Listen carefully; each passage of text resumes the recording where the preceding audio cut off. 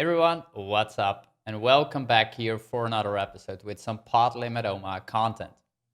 Today, we're going to review a hand that has been submitted by one of the members of the PLO Mastermind during the weekly Q&A livestream. Now, the weekly Q&A livestream is an opportunity for the members of the PLO Mastermind to submit hands that they have played, and then 2 out of the 4 coaches of the PLO Mastermind will review these hands in a 1 hour or 1.5 hour format. It is live. People can tune in, ask questions, and in the meantime, the 2 coaches will go over these hand histories. Now, the one you see here in front of you is a hand that has been submitted last week, and we covered this hand also in the Q&A livestream. Now, the Q&A livestream is a great way for the members of the PLO Mastermind to connect with the coaches, but also it's a good way for the community to interact with each other. It's a weekly Q&A livestream every Wednesday, but once a month, every third Wednesday of the month, it's freely available for everyone, basically. It is held on the Twitch account of Jane Andes Poker. So if you're interested in that, then make sure to check it out. And every third Wednesday of the month, you can tune in on his Twitch account, and 2 of the 4 coaches of the PLO Mastermind will go live there and analyze hands that are submitted by the PLO Mastermind members. So this hand, it's a hand played recently by one of our members, and it was interesting enough that I thought I want to share it with you today. It's about bluff catching over multiple streets out of position. It's an interesting spot, and it's also a good way for all of you to get a better understanding of what we're actually doing within the Q&A livestream. So this hand, I went over together with Fabian, aka Suapex, and it was a great discussion and some interesting takeaways there throughout the Q&A, and I'm gonna go over it here. First, what I want to do is I want to play through the hand, and then we're gonna analyze it step by step. So we open raise in the cutoff, ace, king, 10, 4 double suited. Hero is open raising. He's playing the $10, $20 here. He gets a call on the button and the blinds fold. The flop is 10, 5, 3 two-toned.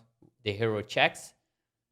The button player goes for a stab in position, and we make the call. The turn is an 8. We check again. The in position player bets for around 2/3 pot. We check call again. Now on the river, the 5. We check again. The hero or the villain does bet, triple barrel in position there for a pretty large sizing here. And we make the call, and we lose against a set of 10s there, who improves on the river to a boat.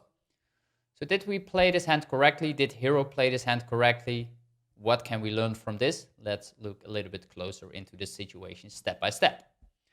So what I did is I opened up a sim from our sim pack with a board that is very similar. This is also cutoff versus button in this scenario. The board is 10-5 deuce here in comparison to 10-5-3 on the flop, which is relevant enough and close enough that we can utilize this sim and not have to run an additional board for it. So we're going to use this one. As you can see, the out of position player, which is hero, is only going to c-bet 17% of the time. So we're going to check a lot, which makes sense. The board is reasonably dynamic, and our pre-flop range in the cutoff doesn't necessarily connect very strongly to the board. We don't have a lot of 2 pairs or sets here. We will have a lot of over pairs here, sometimes in the form with an additional flush draw, sometimes not, sometimes a straight draw. But a lot of hands in our range don't necessarily benefit too much from building a pot, and therefore we're checking. The hand of hero, ace, king, 10, 4. As you can see here, if we don't have the flush draw, which we didn't have, so we didn't have any spade in this instance, you can see that we're mainly going to check here. There's a 5% betting, but you can basically ignore this and just check all these combos. If we check and our opponent goes for a stab in position, we do take it down, or we do make the check call here. We have top pair, we have a gutter, we have a backdoor flush draw with the diamonds would be on this board, and the hand is definitely strong enough to check call. Okay, so this is the flop strategy. The in position player here would stab around 50% of his range, as you can see here, 48.8 in position. This strategy of stabbing half of your range in position is utilized a lot on many different board textures, and you will see this more often in a lot of situations. So we check call, which seems to be the right play, and we're moving on to the turn. And I do have a turn sim for this separately. Opening it up here. The turn in this setup would be the 8. Let's go back to the hand here. Again, the 8 the offsuit 8 basically comes in, and we're going to continue there. So after check calling here, you can see that the out of position player shouldn't have a leading range on this turn. Makes sense. The nuts didn't change. The card isn't necessarily strong for our range, and therefore we are checking full range. If we check, our opponent is aggressively double barreling here for around 63% of his range here, using a 66% sizing. So definitely aggressively double barreling, utilizing his position, putting pressure on us in a somewhat high SPR situation. So we do double barrel here, and our check calling range here makes up for 63% of our total range. We're check folding almost 30, and we're check raising around 9. So when we think about a hand that we have, ace, king, 10, 4, we do have top pair, we do have a gutter. So ace, king, 10, 4, we do have top pair, we have a gutter, we have some overcards. We don't have a flush draw in this instance, but we still have reasonable amount of outs here. Our hand is somewhat good enough to continue here, at least. That's what was the impression of hero in the hand, and also my impression throughout the discussion with Fabian. But Fabian brought in a good point, and that is that this hand actually performs pretty poorly if we think about river playability and visibility, because a lot of the runouts, especially because we don't have the flush draw, will be extremely awkward for us to continue on the river when we face a bet. And you can see that being represented by the EV of the check call of this hand. So ace, king, 10, 4 without a spade and with diamonds here, you can see there's basically 34,000 milli small blinds in the middle, which represents the 34 here. And a hand like this only captures around 800 of those milli small blinds. So think about that. We will win 800 milli small blinds out of 34,000 milli small blinds in the middle. And you can already imagine that that's only like 3 or 4% of what is in the middle that we are going to capture with this hand. So that's extremely marginal. And although this hand is a plus EV check call in this GTO setup, it could become a minus EV check call if your opponent, for example, in position is not bluffing enough on the turn. If his range is too value heavy, or if he's betting too many condensed hands in his range, so too many hands that are in the medium part of his range, that's going to suffer our bluff catcher here, because a lot of these medium strong hands are actually ahead of our medium strong hand as well, which is ace 10 here. So it's not that our hand benefits too much from that, and therefore the check call here is actually pretty marginal. Although it's a check call in GTO setting, you could potentially also think about check folding here because of bad river playability, and also because the EV of check calling anyway is extremely marginal. I think many players on the turn will automatically almost check call a hand like ace, king, 10, 4 here, thinking that their hand is somewhat in the medium part of their range. But if you look at the equity, or if you look at the EV that we're going to capture here, it's so marginal that it's actually at the bottom of our check calling range, because we're capturing so little of the pot basically. So those are some interesting takeaways you can consider here. We do decide to go for the check call here, and the river comes in, which is the 5.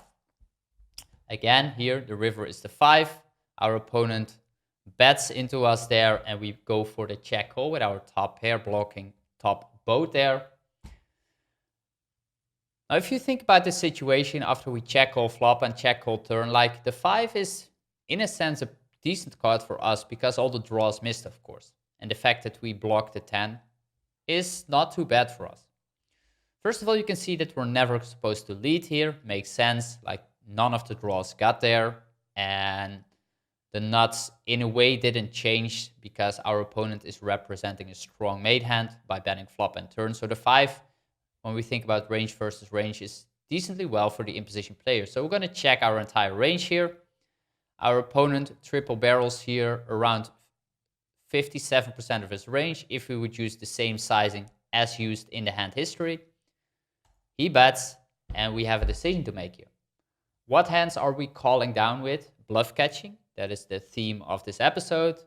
What hands are we bluff catching with, and what hands are we folding?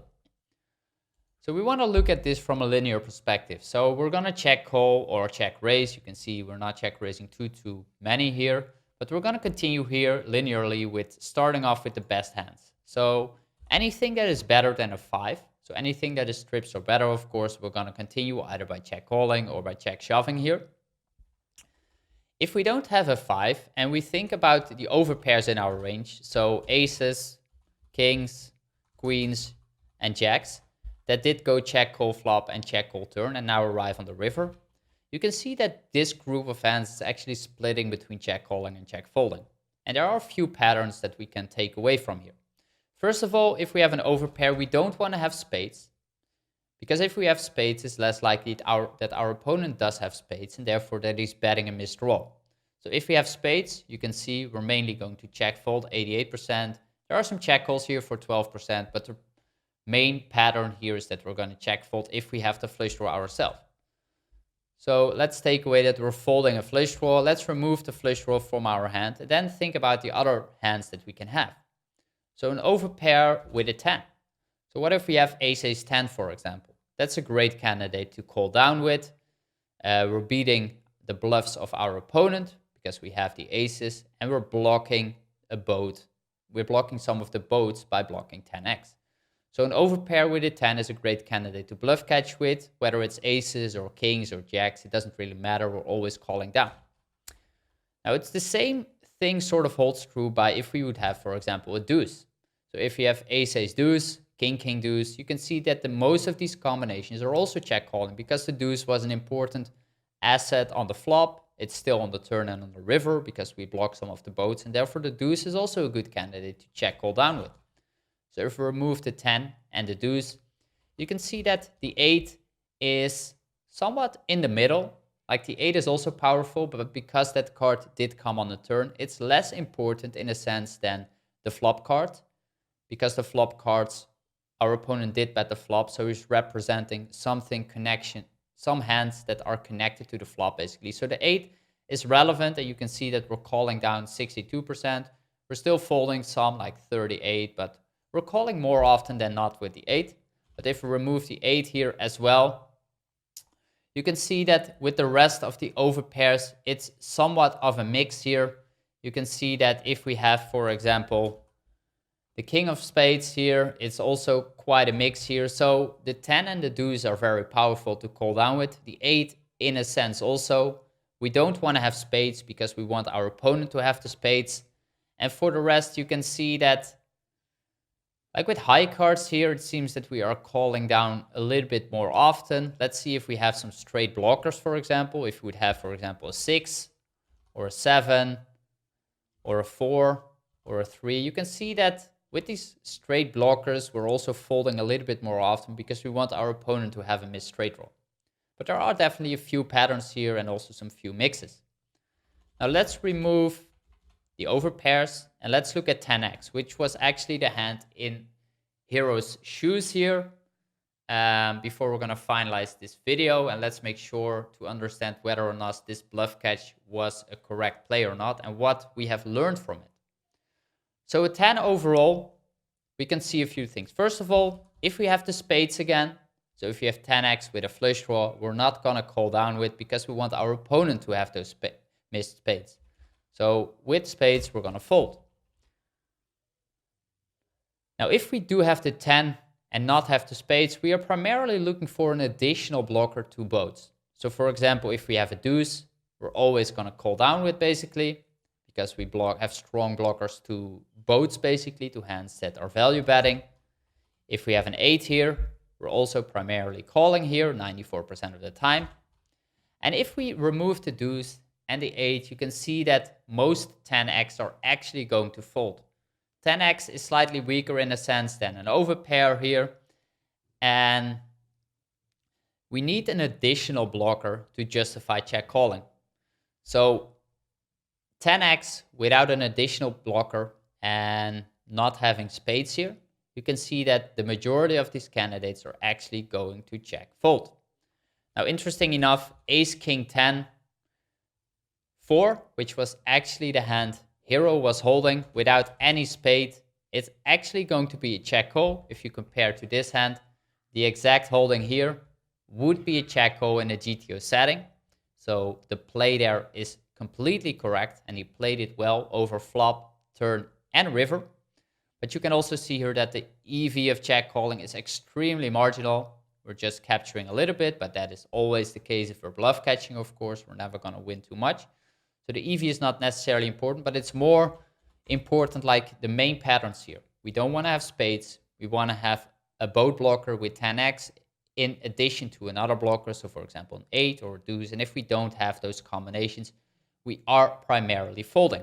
Even if we have an ace, you can see we're still folding 80% of the time. If we don't have any spade, we're also folding 86% of the time. So there are definitely some patterns.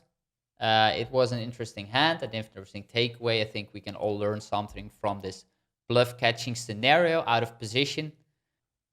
That's going to wrap up this episode of this week.